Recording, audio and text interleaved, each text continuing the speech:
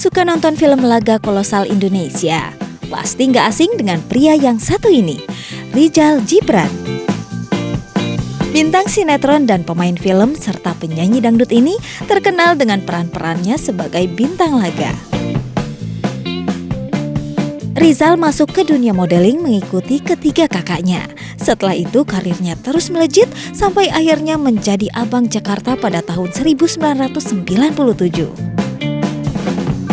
Tahun 1994 menjadi langkah awal Rizal terjun ke dunia sinetron. Tak hanya seni peran, Rizal juga menjajal seni tarik suara. Ingin melebarkan sayap berbisnis, Rizal juga pernah mencoba peruntungan berinvestasi. Namun malang, ia dan beberapa rekan selebriti tertipu investasi bodong senilai miliaran rupiah.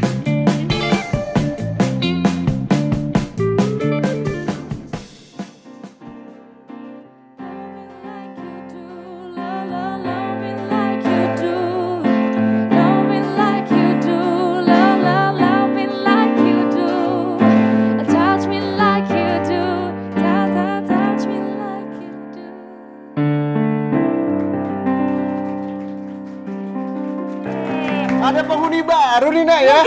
Mungkin siapa ya? Siapa? Makanya kok Mas Mayo, Kak Kavia berubah sekarang, Nah, ya? ini dia. Kita mau kenalin. Ini dia salah satu home band baru kita. Betul. Hai, Dialva. Halo. Halo, ada Ayu dan juga ada Awe.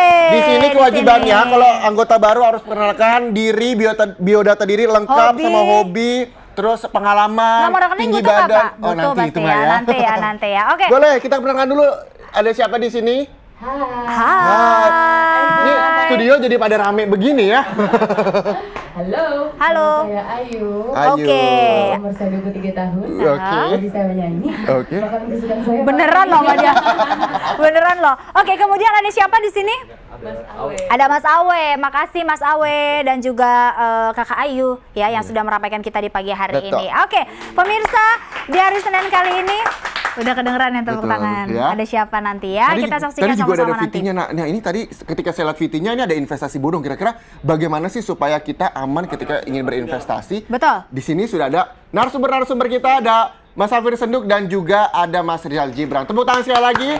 Kita langsung ngobrol-ngobrol aja, Nak, ya. Langsung aja, oke, kita langsung ke sana. Ini dia pemirsa, dimana kalau misalnya ngomongin masalah investasi Iya. gitu ya, pasti banyak yang itu dia ada yang namanya ketipu. Betul. Ada yang sukses juga sih sebenarnya. Ya, kita duduk dulu sambil Boleh, ngobrol-ngobrol ya. boleh. Nah, Mas Rizal Gibran, itu kan tadi kita lihat VT-nya bahwa ketika berinvestasi ternyata investasinya bodong begitu dan akhirnya berujung dengan penipuan. Nominal yang ditipu berapa banyak waktu itu, Mas Rizal? Kalau dari tim saya sendiri ya, juga karena di sini kan bukan hanya saya sebagai nasabah atau sebagai yang direkrut ya, tapi saya juga ditarik in charge untuk sebagai salah satu pegawai di perusahaan ini. Betul. Gitu kan. Dengan gaji, dengan apa segala macam, kalau ngikutin dari sistem ya, dari sistem itu kerugian ya bisa mencapai sekitar perhitungan kami kalau kurang lebih ya sekitar 755 juta rupiah. 755 Itu juta. kamu beli apa tuh?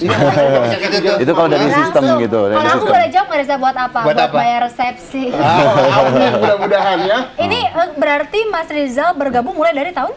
Dari tahun lalu. Dari tahun lalu. Dari tahun lalu. Jadi memang saya direkrut itu, saya pelajarin. Untungnya saya sudah promosi dan ada beberapa nasabah yang masuk. Tapi saya masih tahan. Tadinya banyak beberapa, tapi saya test case dulu gitu kan. Test case dulu. Ternyata dalam waktu hampir kurang lebih 1 bulan saya bisa membaca medan. Ternyata agak mulai kelihatan nggak benar di bulan kedua. Jadi bulan pertama masih dapat untung nih gitu. Belum ada untung, kita masih invest dulu. Oh gitu. Jadi setelah invest itu ada perhitungannya mulai di 40 hari. Mulai di 40 hari kerja itu baru bisa mendapatkan Di bulan value. kedua mulai langsung. Udah mulai kelihatan nggak benernya, ya udah karena kita untungnya gerak cepat. Nggak bener itu gimana, Mas? Nggak benernya contohnya paling dasar gaji dulu deh gitu kan. Gaji bulan pertama aja dicicil gitu kan. Terus habis gitu alasannya banyak sekali, sakit, masuk rumah sakit, begini ke Singapura apa gini. Dan pada saat itu saya juga direkrutnya dari rekan seprofesi juga, si Nana Khairina. Pada saat itu dia ditunjuk sebagai seorang PR juga. Kalau pada saat itu saya juga selain PR juga, Marketing saya juga ya? marketing juga, tapi saya lebih ke konseptor ya. Oke. Untuk memberikan suatu ide-ide yang kreatif untuk mengembangkan perusahaan ini. Dulu saat berinvestasi sebenarnya apa sih yang membuat Mas Rizal ini percaya bahwa ini akan meraih keuntungan banyak begitu sampai akhirnya rela untuk berinvestasi? Memang sih kalau saya pelajarin dari sistem ini juga sebenarnya sudah berkembang di beberapa negara gitu ya, seperti di Jepang, di Timur Tengah juga ada beberapa negara. Dan memang ini adalah suatu investasi dengan orang bisa mempublish produk-produknya, mengiklankan gitu kan ya. Dan memang tujuannya memang bagus karena untuk segmen menengah ke bawah, untuk Pada saat orang-orang itu produknya tisu ya? tisu ya. Jadi orang-orang yang mungkin susah untuk mengiklankan produknya gitu kan ya, di luar negeri juga sudah ada gitu. Jadi di branding di tisu itu gitu. Itu makanya percaya untuk berinvestasi. Iya. Nah, kalau Mas Hafir Senduk, menurut Mas Hafir Senduk selaku ini kan jago lah untuk mengetahui kira-kira bagaimana untuk kita berinvestasi. Sebenarnya cara kita aman dan tahu bahwa investasi ini tidak bodong dan benar akan mendapatkan keuntungan, begitu bagaimana sih caranya? Iya, sebenarnya kalau mau dilihat ini bisa luas sekali ya. Tapi nomor satu tentunya kita lihat produknya ada apa tidak ya. Produk ada tuh tidak harus melulu berbentuk fisik. Ini mungkin tisu jelas dia ada bentuk fisik ya. Tapi kita tidak hanya bicara bisnis ini ya. Tapi nomor satu adalah produk itu tidak harus bentuk fisik. Banyak juga bisnis lain yang memang kadang-kadang produknya bukan fisik, tapi misalnya jasa. Asal itu jelas, itu nggak masalah gitu ya. Itu yang pertama. Kemudian kedua yang kita harus lihat adalah sistemnya. Sistemnya seperti apa? Nah, sistem yang baik adalah sistem yang memungkinkan kita untuk mengurangi terjadinya default, mengurangi terjadinya kesalahan atau penipuan. Oke, nah ini sambil kita selingi dulu dengan salah satu cuplikan ya pemirsa, cara efektif menghindari investasi bodong. Nah, waspada jika mendapat tawaran keuntungan yang luar biasa menarik, tetapi mungkin jarak waktunya terlalu singkat gitu Mas Hafir Senduk ya? Iya, itu bisa jadi. Iya, betul. Dan ini juga ada pastikan perusahaan investasi memiliki izin. Ya, betul. Aman gitu ya, Za. Selanjutnya pelajari produk investasi. Oke, Betul, jadi tadi jangan Mas hanya Hafir sampaikan ya, Nak ya. ya, jangan hanya cuma diceritain aja, tapi kita juga harus pelajari gitu ya.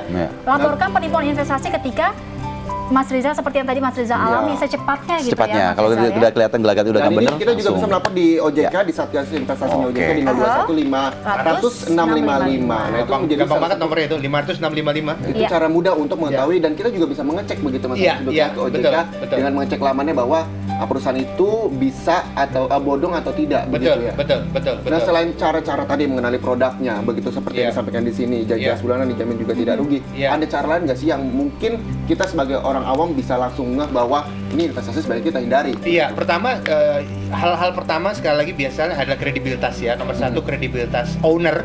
Kita harus cari tahu siapa ownernya. Kemudian lihat ownernya itu ngumpet terus, ya. Alasan sakit misalnya kayak Singapura gitu ya. Nanti kita bicara owner ya. Ownernya ngumpet terus, ataukah kalau misalnya dia ngumpet tapi sekali-sekali muncul gitu ya. Kemudian lihat juga kredibilitas manajemennya dari mulai presidirnya dan lain sebagainya. Itu pun juga nggak menjamin sebetulnya. Tadi ada salah satu cuplikan katanya ciri investasi bodong adalah investasi tidak mungkin rugi. Nah, kalau kita berinvestasi, sebetulnya kalau rugi itu hal yang wajar nggak sih? Wajar. Jadi kalau misalnya dia nggak mungkin rugi itu sebetulnya kata-kata yang tidak tepat ya. Investasi kita harus lihat tuh, dia bentuknya investasi apakah atau bisnis. Ya. Kalau dia bisnis, besar kemungkinan dia tetap bisa rugi. Malah sebetulnya yang baik adalah kalau orang yang menjelaskan ke kita, dia bilang bahwa ini bisa rugi, itu malah lebih bagus. Nah, balik lagi ke Mas Rizal, masalah investasi yang kemarin begitu dalam produk tisu. Sebenarnya ketika ingin berinvestasi, apa sih yang mereka tawarkan pada saat itu? Ya, jadi mereka menawarkan adalah bagi orang-orang yang ingin usahanya gitu kan, baik jasa ataupun barang yang ingin diiklankan, itu bisa di branding di tisu gitu kan, dengan di tisu itu dengan keseluruhan isi halaman di tisu itu 85% gitu kan, yang 15% adalah produknya dia dari perusahaannya dia gitu kan. Sempat dikasih tahu nggak sih bahwa ketika menaruh investasi sekian rupiah ini akan mendapatkan keuntungan sekian rupiah begitu? Iya, pastinya. Ya, dari sistem kontrak sih kalau kita pelajarin memang aman-aman aja gitu kan, aman-aman aja. Dengan pengembalian yang cukup, dengan sistem penjualannya dia jadi kalau semua kita contohnya di lampu merah ya gitu kan kadang-kadang kan ada yang menjualin tisu berapa 10.000 tiga atau berapa gitu kan ya. Memang dia sistemnya adalah untuk menghidupkan orang-orang yang di bawah gitu kan. Jadi menjemput bola gitu kan. Memang tisu ini tidak dijual di supermarket atau di tempat-tempat mall menengah ke atas, karena memang kita sasarannya menengah ke bawah sekali gitu kan. Nah, jadi dari sistem perhitungannya dan sistem marketing yang mereka tawarkan cukup menjanjikan, dan memang pasarnya juga ada, dan mereka sudah membuat suatu visualisasi survei public responder gitu kan ya. Dari survei public responder yang mereka berikan kepada kita cukup menggiurkan gitu. Mungkin juga pada saat itu adalah si pelaku ini adlibsnya sangat bagus sekali ya. Dia adalah keluarga dari si ini, dan ini perusahaan dia yang ke-77 gitu kan. Ke-77 gitu kan. Dan 78 nih perusahaan ini 78 gitu kan ya. Dan punya pabrik di Jawa Timur, ternyata itu semua itu fiktif. Oke, kita tahan dulu Mas Rizal, nanti cerita ini kayak seru banget deh pemirsa ya. Tapi jangan lupa juga, karena nanti ada di segmen berapa, boleh langsung dicatat aja dulu teleponnya, nanti kita buka segmennya untuk line telepon ke kita ya di 021 314 1360. Jangan lupa dicatat nomornya sekarang. Dan usai jeda ini kami akan hadirkan kisah miliarder yang jatuh miskin sayangnya karena memiliki gaya hidup yang boros. Ini dia sesaat lagi, tetap di Intermezzo. Banyak info, gak bikin kepo. Teleponnya.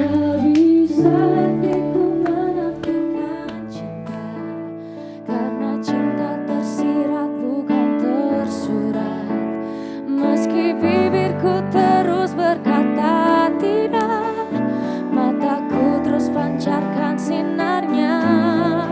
Apa yang kini kita tengah rasakan, tak bisa kutuk pertahankan. Meski cobaan untuk bersahabatan,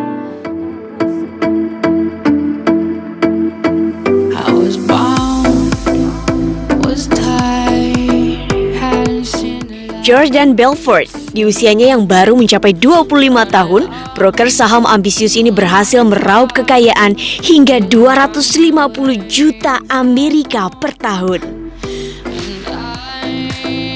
Untuk menghidupi gaya hidupnya yang boros, Belfort sering memanipulasi saham dan pencucian uang di Swiss. Karirnya tamat di tahun 2003 dengan